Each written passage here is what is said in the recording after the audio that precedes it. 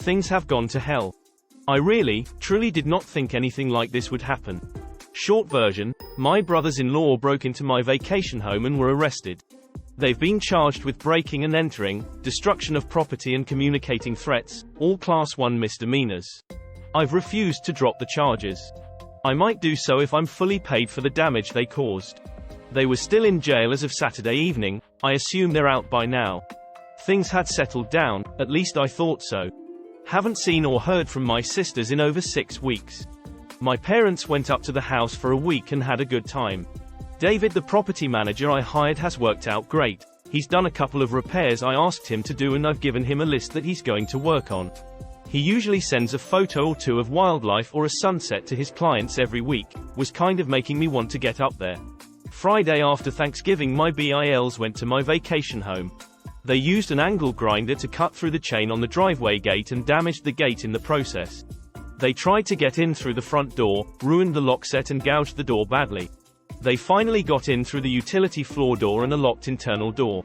They also broke into the barn, I'm not sure why. When they went out through the front door, where they were met by sheriff's deputies and David.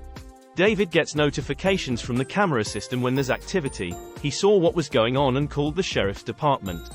According to David, the BILs tried to bullshit their way out of it, but the deputies didn't buy it. Breaking into an empty house is a pretty serious thing up there. Usually it's meth heads who ransack the place and hock everything. When the BILs were arrested, they freaked out big time, were saying how they were going to beat the hell out of me, etc. Not smart to do in front of cops. David and the sheriff's office tried calling my wife and me to see what we wanted to do, but we were spending the day with her parents and had left our phones in the car so we could be in vacation mode. So they booked the BILs on everything, which is what I would have asked him to do anyway.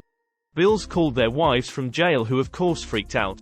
They called my folks, tried to call me. They're blocked. Tried to find a lawyer up there to arrange bail. Not easy to do given that it's a rural area and was a holiday weekend.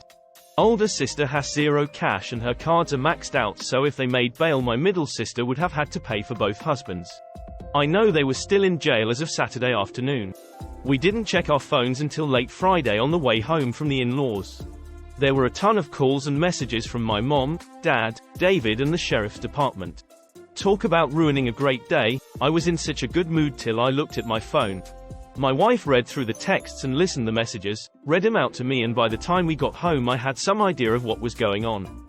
I put my brain back into thinking mode, tried to get past my anger, failed. Called David and got the rundown on what had happened and how bad the damage was, resulting in more anger. I ended Friday by calling the sheriff's department and telling him there was no misunderstanding. The BILs had absolutely no right to be on my property and I wanted to press charges. I didn't call my folks back. Barely slept. I waited until Saturday afternoon to call my folks. They were both pretty rattled about it all, my mom in particular. My sisters had browbeat them into telling me I should tell the cops it was all a mistake and that I wanted the charges dropped. I refused flat out, told them there was no way I'd do that until I spoke with an attorney, and also not until I was paid in full for whatever it will cost to fix everything 100%. My mom was crying hard by the time we got off the phone, which of course made me feel like shit. My dad suggested it was time for a complete start over, but also said he thought they needed to pay for the damage. I haven't gone up to the property yet. There's nothing I can do and I'll probably go nuts when I see the damage in person. The photos are bad enough. I'm hoping to tomorrow or Wednesday, but my job isn't one I can just wander off from for non-emergencies. I've left messages with 2 attorney friends asking them to recommend the right lawyers to go after my sisters and BILs. I don't know what I can do exactly, but I'm hoping to get restraining orders. I have all the texts they've sent me, that might help. I'm strongly considering suing them for the money they made renting the place. I don't care about the cash, but it will help make them as miserable as possible. The gloves are definitely off at this point. A couple of side notes. Bills had no idea I'd hired someone to keep an eye on things or that there are cameras there now. My parents knew but hadn't told them because they knew it would just give my sisters a reason to drama up.